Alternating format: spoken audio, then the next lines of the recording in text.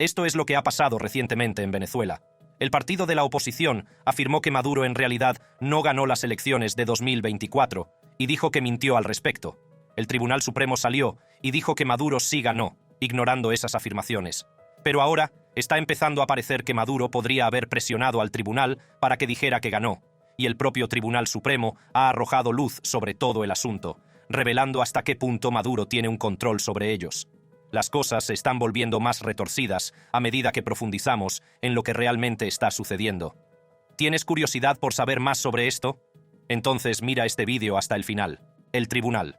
Lo que es tendencia ahora mismo en Venezuela es que su Tribunal Supremo, que muchos creen leal al presidente Nicolás Maduro, le ha declarado ganador de las elecciones del 28 de julio, a pesar de que la oposición está denunciando lo que ellos llaman fraude generalizado en los votos. En un fallo de la jueza Carislia Rodríguez, el tribunal respaldó firmemente los resultados anunciados por el Consejo Nacional Electoral, CNE, afirmando que el material electoral había sido minuciosamente certificado y que Maduro era efectivamente el ganador. El candidato opositor, Edmundo González Urrutia, no estaba de acuerdo.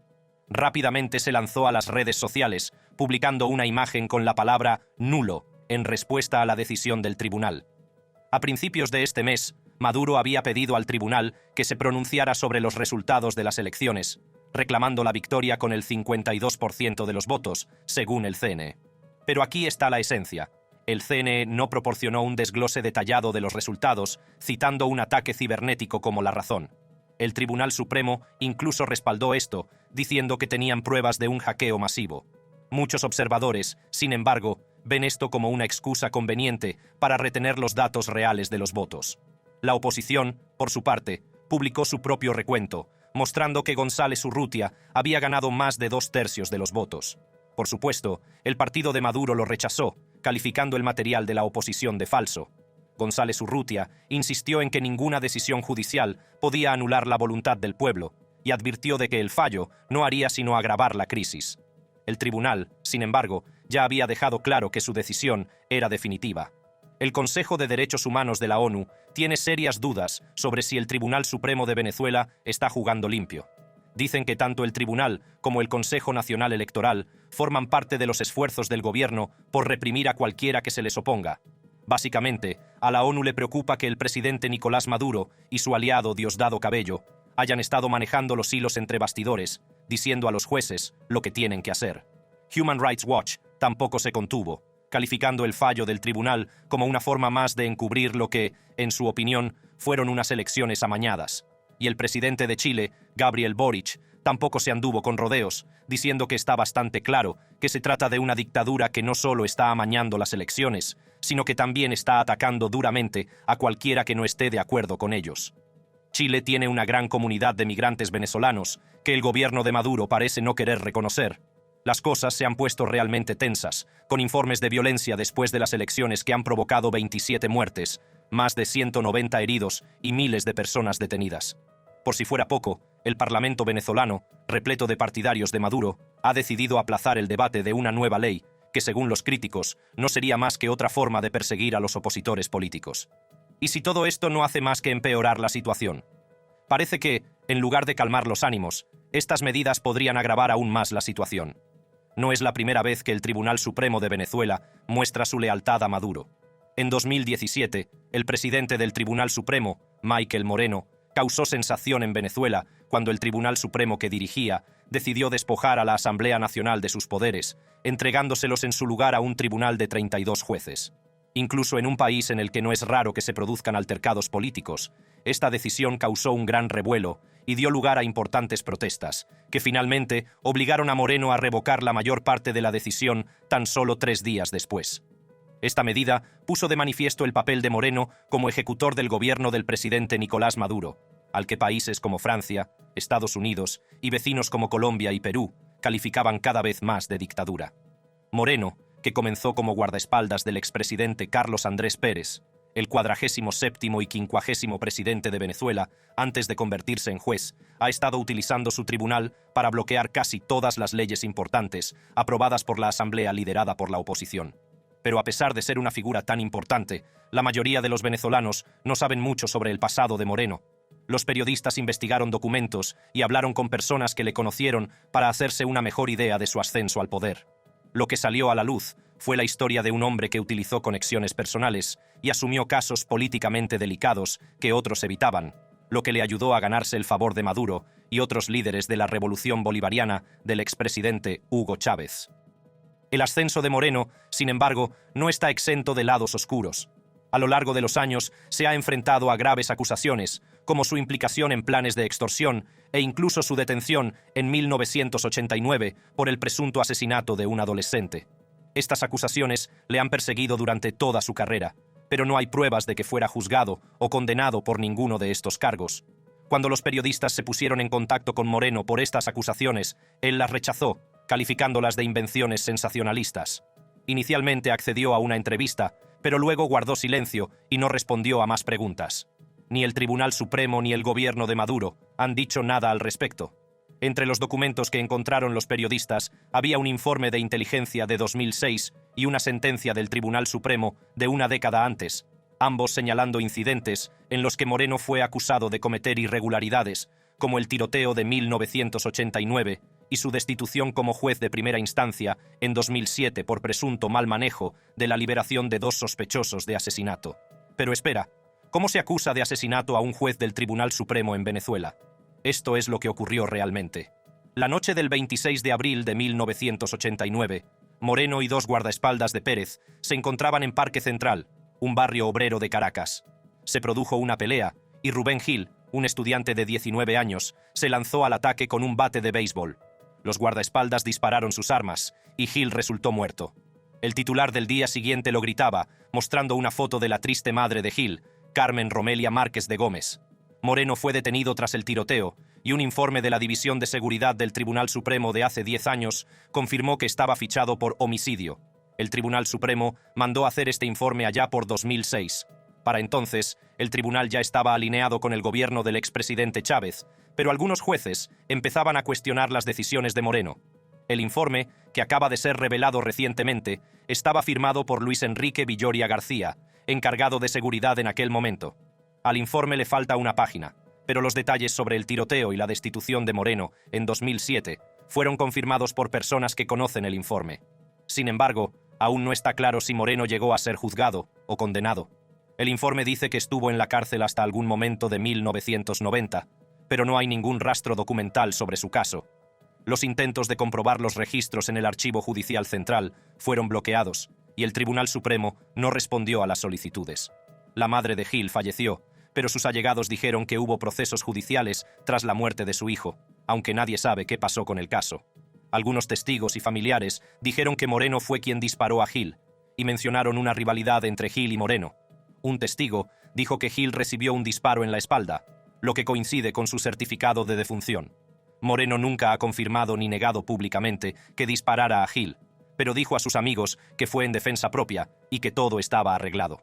El informe también mencionaba que Moreno obtuvo algún tipo de beneficio ilegal para salir de la cárcel en 1990, pero no daba más detalles. En un chat de texto, Moreno negó haber estado en la cárcel y dijo que los detalles del informe no eran ciertos, pero no aclaró más. Así que cuando el Tribunal Supremo de Moreno aprobó la elección de Maduro para establecer la Asamblea Constituyente en 2017, muchos lo vieron como un paso hacia un gobierno más autoritario. La decisión dio lugar a 4 meses de protestas, que se saldaron con la muerte de 125 personas. Moreno tomando decisiones en nombre de Maduro y no en beneficio de los venezolanos, solo demuestra que Maduro consigue el apoyo de los criminales. Luis Velázquez, ex juez, se ha pronunciado sobre el pasado de Moreno. Velázquez, que investigó a Moreno antes de que fuera nombrado para el máximo tribunal, descubrió el historial de arrestos de Moreno y afirma que una vez presionó a un compañero juez para que liberara a un sospechoso implicado en tráfico de armas y drogas. Moreno no es el único que se enfrenta a graves acusaciones. Ese año, Estados Unidos acusó al vicepresidente Tarek El Aissami de narcotráfico e impuso sanciones tanto a él como a Maduro por abusos contra los derechos humanos. Moreno y otros 7 magistrados también fueron sancionados por supuestamente socavar el poder legislativo y restringir los derechos de los venezolanos. El gobierno venezolano rechazó estas acusaciones y criticó las sanciones que impedían a los estadounidenses hacer negocios con ellos y congelaban los activos estadounidenses que tuvieran. El Aissami negó cualquier implicación en el tráfico de drogas y criticó a Estados Unidos en Twitter por lo que calificó de miserables provocaciones. Venezuela, una vez una nación próspera con las mayores reservas de petróleo del mundo, se ha enfrentado a graves problemas económicos y sociales bajo Maduro. Pero Maduro defendió su gobierno contra las denuncias de fraude, insistiendo en que no es un dictador, a pesar de tener una barba que lo hace parecer Stalin. Maduro afirma que no es Stalin, pero el pueblo de Venezuela piensa lo contrario, y las recientes controversias en las elecciones de 2024 lo demuestran en gran medida. Hablemos de ello. Las elecciones. Maduro está diciendo que ganó las elecciones presidenciales, pero aún no ha mostrado el recuento de votos. Por otro lado, el principal grupo de la oposición le acusa de intentar amañar las elecciones. Voluntarios de la oposición consiguieron copias de los recuentos de votos de cerca del 80% de los 30.000 colegios electorales de todo el país. Estos recuentos sugieren que Edmundo González, el antiguo candidato de la oposición, ganó por un margen de más de 2-1. Incluso el principal diplomático de la Unión Europea ha afirmado que el presidente venezolano, Nicolás Maduro, no ha mostrado al público las pruebas necesarias para demostrar que ganó las elecciones de julio. Y esta declaración se produjo justo después de que el Tribunal Supremo de Venezuela respaldara las polémicas afirmaciones de victoria de Maduro. La UE se unió a varios países latinoamericanos y a Estados Unidos para rechazar la certificación de los resultados electorales por parte del Alto Tribunal. Instan a Maduro a publicar las actas oficiales, que son la prueba más fiable del recuento de votos en Venezuela, ya que son difíciles de falsificar. Sin embargo, el Tribunal Supremo y otros funcionarios del gobierno afirman que estos recuentos proporcionados por la oposición son falsos. Josep Borrell, responsable de Asuntos Exteriores de la UE, subrayó que solo se aceptarán los resultados plenamente verificados y transparentes. Mientras tanto, Brasil y Colombia también piden que se hagan públicos los datos electorales. Los líderes Luis Inácio Lula da Silva, de Brasil, y Gustavo Petro, de Colombia, afirmaron que solo publicando datos claros y verificados se podrá restablecer la credibilidad del proceso electoral. No rechazaron de plano la certificación del tribunal, pero abogan por la transparencia. Ambos líderes han estado trabajando estrechamente con Maduro e intentan ayudar al diálogo entre las distintas partes. Esto se debe a que Lula y Petro han sido criticados anteriormente por ser demasiado blandos con Maduro. Ahora están sonando más duros, especialmente después del lío electoral. Sus países son vecinos de Venezuela y participaron en acuerdos que debían conducir a elecciones justas, acuerdos que la oposición y otros dicen que Maduro no ha cumplido. Estos dos presidentes han tomado nota de la decisión del tribunal, pero siguen esperando el recuento oficial de votos. También han pedido a los venezolanos que mantengan la calma y eviten la violencia. Esto es importante porque más de 2.000 personas han sido detenidas y han estallado protestas en todo el país. Aunque Lula y Petro no culparon directamente al gobierno de Maduro por la violencia, sus comentarios muestran que están preocupados. Sin embargo, el gobierno venezolano no está contento con lo que dijo Borrell, calificando sus comentarios de intervencionistas. Advirtieron que la constante falta de respeto de la UE hacia Venezuela podría perjudicar sus relaciones diplomáticas, políticas y económicas. La represión ha dado aún más miedo en Venezuela, donde la gente está acostumbrada a este tipo de acciones del gobierno durante los disturbios políticos. La líder de la oposición, María Corina Machado, ha pasado a la clandestinidad, y el gobierno planea pedir a González que testifique en una investigación, alegando que está tratando de crear pánico, impugnando los resultados electorales. Las polémicas en torno a las elecciones no son nuevas para Nicolás Maduro. Las pasadas elecciones que le llevaron a la presidencia de Venezuela también fueron cuestionadas por muchos. El 20 de mayo de 2018, Venezuela celebró sus elecciones presidenciales y los resultados, según lo anunciado por el Consejo Nacional Electoral, mostraron que alrededor de 6 millones de personas votaron para reelegir a Maduro. Sin embargo, la participación fue de apenas 46%, la más baja en la historia democrática venezolana. Estas elecciones fueron muy controvertidas. La mayor parte de la oposición venezolana optó por mantenerse al margen, argumentando que las elecciones no eran legítimas. Varios grupos internacionales, entre ellos el Grupo de Lima de Países Latinoamericanos, Estados Unidos, la Unión Europea y la Comisión Interamericana de Derechos Humanos, afirmaron que las elecciones estaban amañadas y eran fraudulentas. El día de las elecciones, el principal candidato de la oposición declaró que no aceptaría los resultados, y 46 países se hicieron eco de este sentimiento. La baja participación reflejó la falta de legitimidad de las elecciones. Ya en 2013, cuando Maduro fue elegido por primera vez, la tasa de participación fue del 80%, casi el doble que en 2018.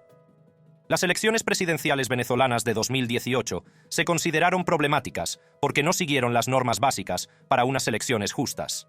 Según el proyecto de integridad electoral, Venezuela obtuvo solo 45 puntos sobre 100 en su índice de imparcialidad. Durante la presidencia de Hugo Chávez, de 1999 a 2012, Venezuela celebró muchas elecciones que parecían democráticas. Pero Chávez concentró el poder en sus manos, controlando el Tribunal Supremo y el Consejo Nacional Electoral. Por ejemplo, en 2004, Chávez manipuló un referéndum revocatorio para asegurarse la victoria. Cuando Maduro llegó al poder en 2013, las elecciones ya eran polémicas, y las cosas empeoraron cuando el Tribunal Supremo disolvió el Congreso venezolano. En enero de 2018, la situación empeoró cuando la Asamblea Nacional Constituyente, creada en contra de la Constitución venezolana, convocó elecciones presidenciales anticipadas. La Constitución exige que las elecciones se anuncien con al menos 6 meses de antelación. La Asamblea también bloqueó a varios partidos de la oposición, como la Mesa de la Unidad Democrática, que había ganado las elecciones parlamentarias de 2015. Muchos líderes de la oposición fueron prohibidos, procesados o se exiliaron, perdiendo su derecho a participar en política. Los rectores del Consejo Nacional Electoral fueron nombrados por el Tribunal Supremo y no por el Congreso venezolano, como es preceptivo. Esto condujo a la parcialidad política, demostrada cuando el Consejo bloqueó el referéndum revocatorio de 2016 contra Maduro. Los derechos de los votantes se vieron afectados por problemas con el registro electoral, incluidos los de los venezolanos residentes en el extranjero. Solo unos 100.000 venezolanos en el exterior lograron registrarse para votar, lo cual es un requisito básico. La libertad de expresión también estuvo en peligro. La Asamblea Constituyente aprobó una ley contra el odio que convertía en delito criticar al gobierno, con posibles penas de prisión de hasta 20 años. La corrupción también fue un gran problema. Los críticos decían que el gobierno utilizaba los programas sociales para presionar a los votantes, infringiendo la ley anticorrupción. Por ejemplo, Henry Falcón, principal opositor de Maduro, acusó a este de utilizar el carnet de la patria, necesario para obtener medicinas y alimentos proporcionados por el gobierno, para obligar a los votantes a obedecer. Se ignoraron las normas del Estado de Derecho. Una vez constituida la Asamblea Constituyente, se ignoró la Constitución venezolana. El Tribunal Supremo también mostró una clara parcialidad hacia Maduro. Por ejemplo, en diciembre de 2015, el Tribunal Supremo suspendió a 3 diputados de la oposición, pero más de 2 años después, aún no había tomado una decisión definitiva. Así que no se podía culpar a la baja participación electoral de la victoria de Maduro. Por el contrario, la baja participación se debió al fraude que le ayudó a mantenerse en el poder. ¿Qué ocurrió después? Venezuela se enfrentó a su peor crisis económica y social, con una grave emergencia humanitaria e hiperinflación. Las acciones de Maduro, como la toma de las instalaciones de Kellogg's, solo empeoraron las cosas. Las elecciones de mayo de 2018 no arreglaron la crisis. De hecho, probablemente empeoró las cosas. Según Pippa Norris, del Proyecto de Integridad Electoral, no seguir las normas electorales internacionales aumentó el riesgo de violencia grave. Dado el ya débil estado de Venezuela, esto podría tener terribles resultados. Maduro parece estar siguiendo los pasos de los líderes del pasado que utilizaron el control sobre los tribunales para asegurar su poder, demostrando que no es diferente de los que vinieron antes que él. Modelos de injusticia. En 2004, el Congreso venezolano, controlado en su mayoría por el partido del presidente Hugo Chávez, hizo algo que perjudicó gravemente la independencia del Tribunal Supremo del país. Añadieron 12 nuevos jueces al tribunal, haciéndolo mucho más grande.